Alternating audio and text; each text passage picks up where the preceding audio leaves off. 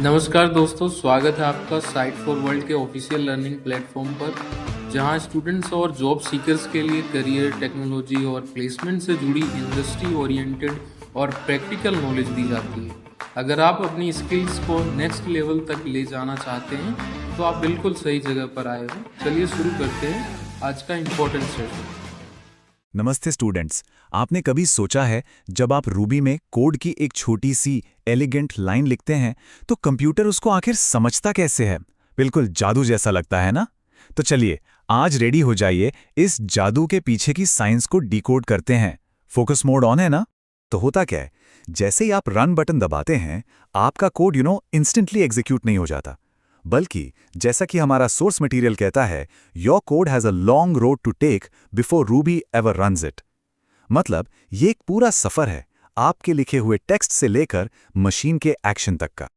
और इस सफर का हमारा हीरो होगा ये सिंपल सा कोड।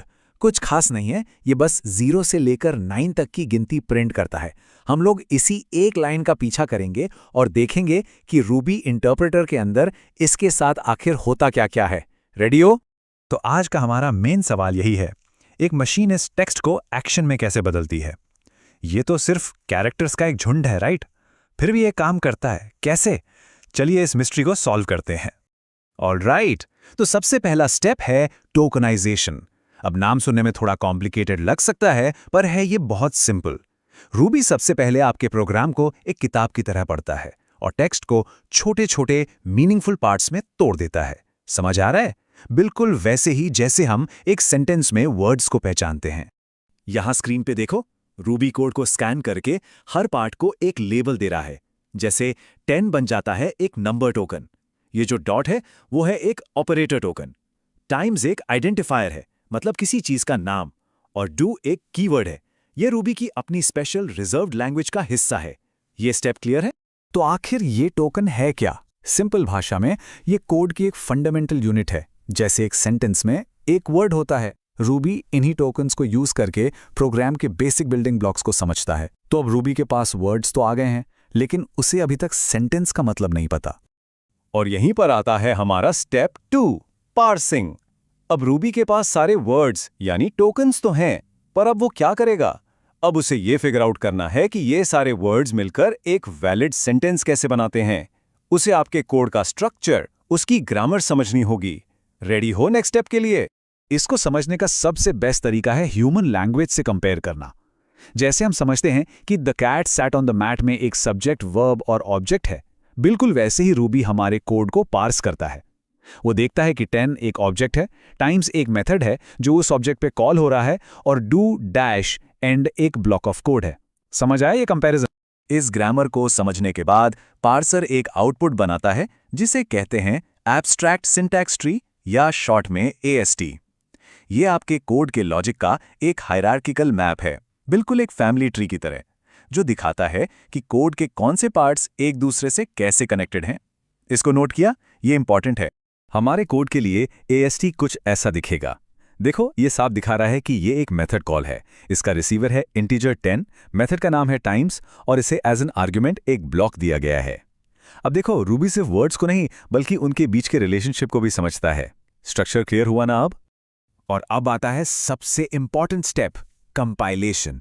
यहां AST के एब्स्ट्रैक्ट स्ट्रक्चर को छोटे सिंपल इंस्ट्रक्शंस के एक कॉन्क्रीट सेट में बदला जाता है।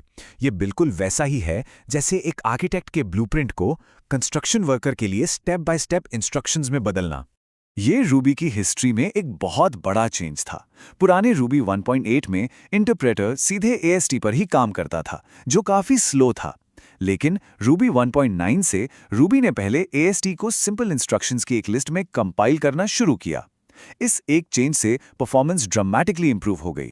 इन सिंपल इंस्ट्रक्शंस को कहते हैं बाइट कोड, और ये बाइट कोड एक स्पेशल प्रोग्राम के लिए डिजाइन किया गया है। ये RV यानी yet another Ruby virtual machine. तो बाइट कोड हमारा ब्लूप्रिंट है और ये RV वो वर्कर है जो इसे पढ़कर एक्चुअल काम करता है। ये दोनों नाम नोट कर लो, इंटरव्यू में पूछ सकते हैं। तो ये बाइट कोड दिखता कैसा है? सिर्फ देख रहे हो या समझ भी रहे हो? देखो, ये कुछ इस तरह के इंस्ट्रक्शंस का सेट होता है। पुट ऑब्जेक्ट स्टैक पर 10 को रखता है, opt extend simple times method को कॉल करता है और लीव मेथड से एग्जिट करता है। बेसिकली ये एक फाइनल मशीन रीडेबल रेसिपी है। और अब हम पहुंच गए हैं फाइनल स्टेप पर, एग्जीक्यूशन। यहां ARV virtual machine byte code के इंस्ट्रक्शंस को 1 बाय 1 रन करती है। यही वो मोमेंट है जब आपका लिखा हुआ टेक्स्ट फाइनली एक्शन में बदल जाता है और स्क्रीन पर 0 से 9 प्रिंट होता है। तो इस पूरे प्रोसेस का रियल वर्ल्ड इंपैक्ट क्या हुआ? परफॉर्मेंस में एक ह्यूज जंप। बाइट कोड में कंपाइल करने और यार्व को यूज करने से रूबी 1.9 और उसके बाद के वर्जन्स पुराने रूबी 1.8 के कंपैरिजन में 4.25 गुना तक तेज हो गए। ये एक मैसिव इंप्रूवमेंट है। जैसा कि रूबी अंडर अ माइक्रोस्कोप किताब में कहा गया है, what seems complex from a distance is often quite simple when you look closely enough. हमने देखा कि कैसे रूबी का जादू असल में 4 लॉजिकल स्टेप्स की एक सीरीज है: टोकनाइजेशन, पार्सिंग, कंपाइलेशन और एग्जीक्यूशन। तो आज हमने क्या सीखा? कि कोड का चलना एक सिंपल प्रोसेस नहीं बल्कि एक वेल डिफाइंड जर्नी है। तो अगली बार जब आप कोड की कोई लाइन लिखें तो याद रखिएगा कि पर्दे के पीछे ये पूरी फैसिनेटिंग प्रोसेस चल रही है।